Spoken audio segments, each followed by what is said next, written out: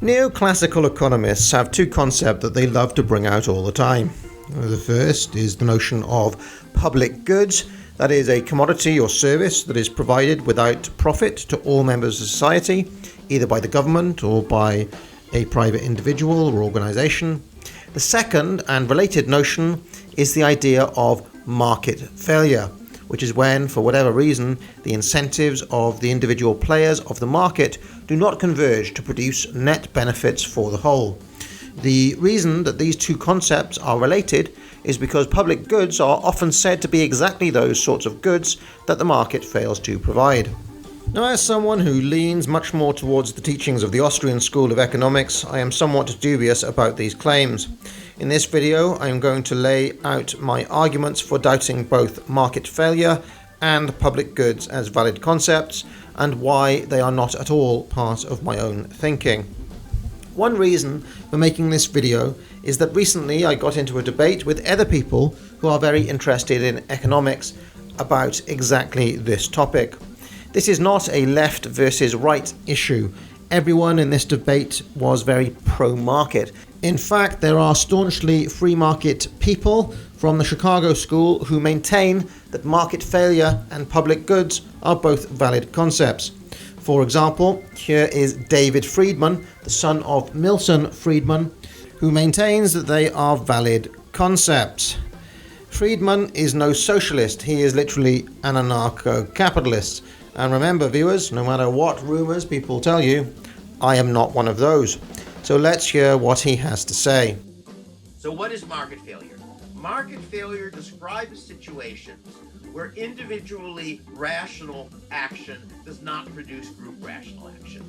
In the extreme case, each person correctly does what's in his own interest, and we're all worse off as a result. The reason it happens is that I'm taking an action which benefits me but hurts you.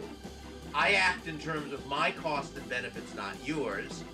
You are doing the same thing in the other direction. And my favorite example is an imaginary situation about 1,000 years ago, where we are part of a line of 10,000 men with spears. We're all facing in that direction. Sorry, let me get my hand up where you can see it. And the reason we're doing it is that in that direction there are 10,000 more men, only they're on horseback, and they have spears too, and they're coming at us. And so I do a very, very quick cost-benefit calculation. I say, if all of us stand and we hold our spears solidly, with luck we can stop their charge. And if we stop their charge, some of us will die, but some of us will live. If we try to run away, horses run faster than we do, so I should stand. I'm sorry, I made a mistake. I said we. I don't control the people on each side of me. If I stand and everybody else runs, I'm dead. If everybody else runs, my only chance is to run faster. On the other hand, if I run and everybody else stands, I'm only one man out of 10,000. The chances that we'll stop their charge are almost as good without me as with me. And if I run, I won't be one of the ones killed. So I correctly calculate that I'm better off running. Everybody else in the army makes the same calculation. We all run and most of us die. Welcome to the dark side of rationality. All right, that's a case where my decision to run helps me and hurts everybody else. Everyone else is in the same situation. We all correctly figure our self-interest, and the result is an unattractive result. Right?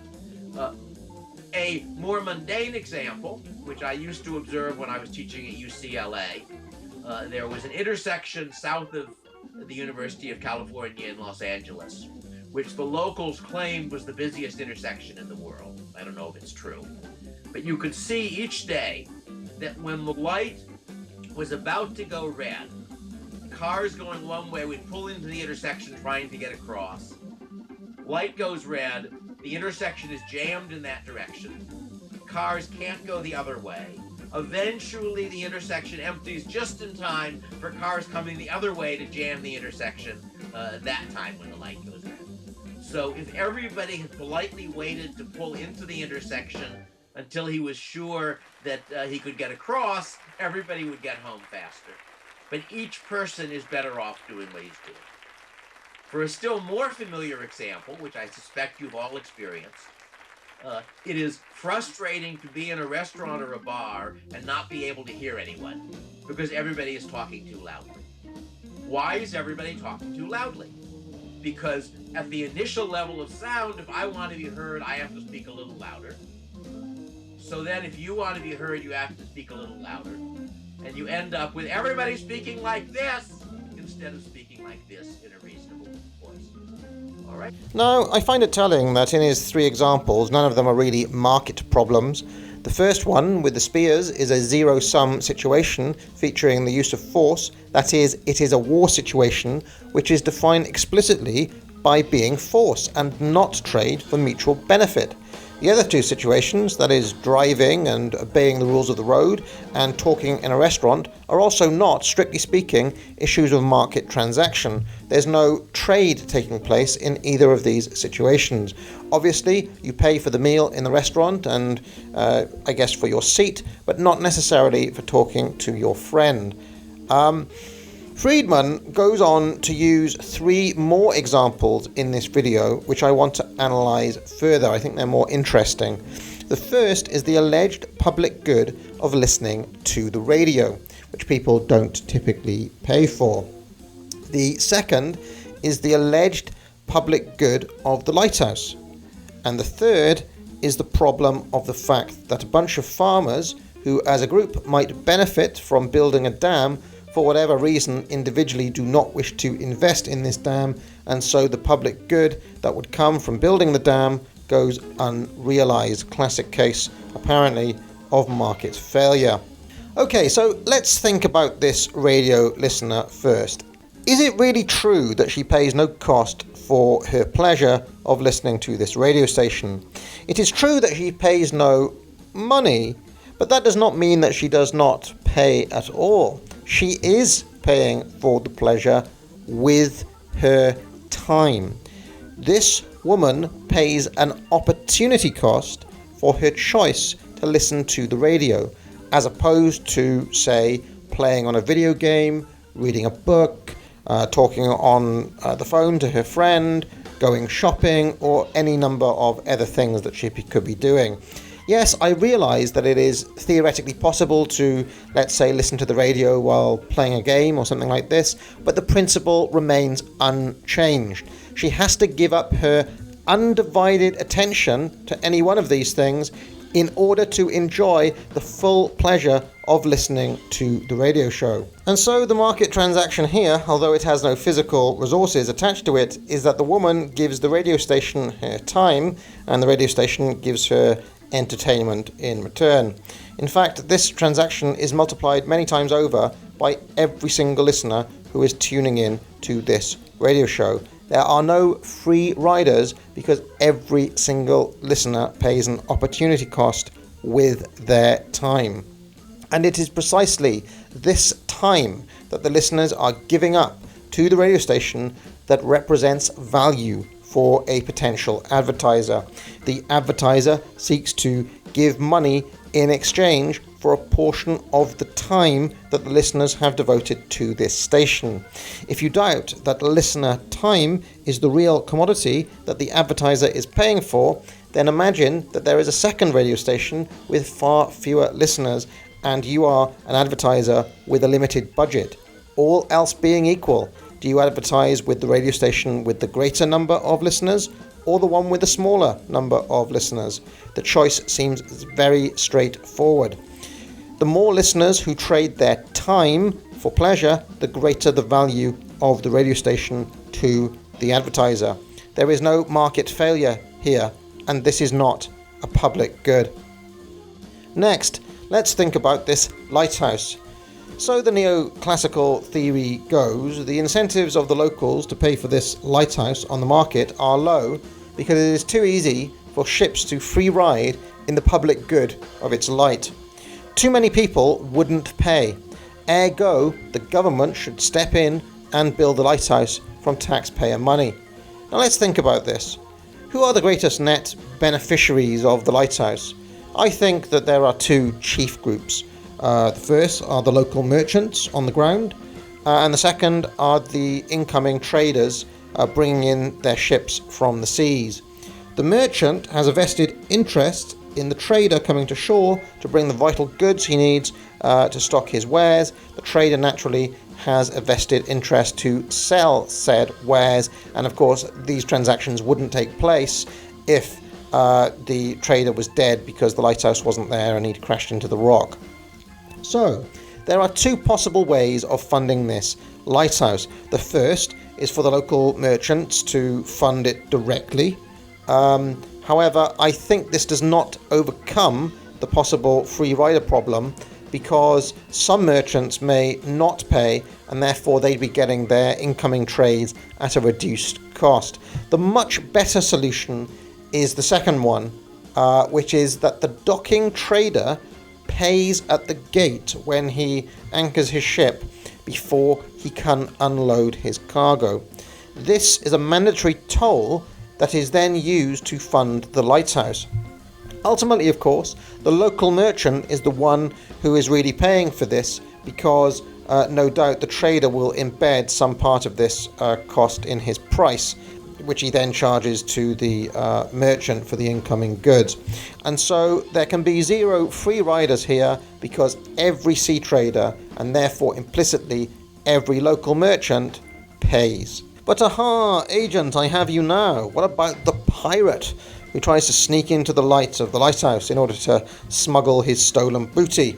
Well, I would argue that in this case, the pirate is simply breaking the law and should be arrested as soon as he tries to dock. Crime is not evidence of market failure. It is a law and order issue which is outside the scope of funding a lighthouse. And now, what about this dam and these farmers? Let's pretend an entrepreneur has seen that this place would benefit from a dam. There are 5 farmers who need to invest into that dam, or it will not be built. He pitches them all together, and let's pretend that in this scenario they all invest. And here the dam is built and everybody is happy. And now let's go through another scenario. This time he pitches the farmers one by one, and each of them, when they mull over the proposal, think that they'd be better off saving their money. I mean, there are other farmers. They might fund this dam, but I'd prefer to spend my money on something else. Well, farmer 1, he decides he'll invest, but farmer 2, he's out. Farmer 3, he's out too. Farmer 4, well, he'll invest, but farmer 5, he's out. So the entrepreneur does not get the required buy-in from the farmers, and the dam is not built. For certain members of the Chicago School, this failure to build the dam is an example of market failure. I would like to suggest that this is nonsense. Every single farmer was given the option to invest. He weighed up the pros and the cons and decided that he'd prefer not to invest. Now, that could be a good entrepreneurial decision or a bad entrepreneurial decision by the farmer. Only time will tell. But the fact remains that the revealed preference of the market on this occasion is that there should be no dam. I'll put it another way. There was not enough demand for the dam. The individual preferences of these farmers, as revealed in their investment decisions, is that there should be no dam, and so the dam is not built. From my way of thinking, this is not market failure, but it is the market working exactly as it should. When certain economists argue that this is market failure, they are simply propagandizing for the special interests of the entrepreneur who failed to get his dam built. Or even worse, they are making an a priori value judgment that a dam is better than no dam. In other words, their individual preference is for there to be a dam, and because the market didn't build what they wanted, something must have failed. There's a name for this: the vision of the anointed. The market didn't conform to my tastes, and therefore something must have gone wrong. Market failure, then, is just a rather sophisticated form of special pleading. It is rather like a film critic lamenting the fact that Citizen Kane, a film that he considers to be the best of all time, was a box office flop. Well, that's market failure. Just as the public preferred to spend billions of dollars on watching Transformers rather than on the latest art house fare favoured by the elites, so the farmers preferred to spend their resources on things other than the dam favoured by our failed entrepreneur dam visionary and the economists who back his anointed vision. Now get out. And a very special thanks to Sir Percy Blakeney, The Crimson Satyr, The Ambivalent Onion, Andy Swainson, Bailey in Aurora, David Vercherche, Christopher Scholholm, Natural Rights, Binary Surfer, Holy Spatula, Hornito Jones, Kazga, Michael Tynan, Time Stealer, Toyotomi Ami, Tragic Vision, William Angus, Blake Barrows, and Edward Darragh.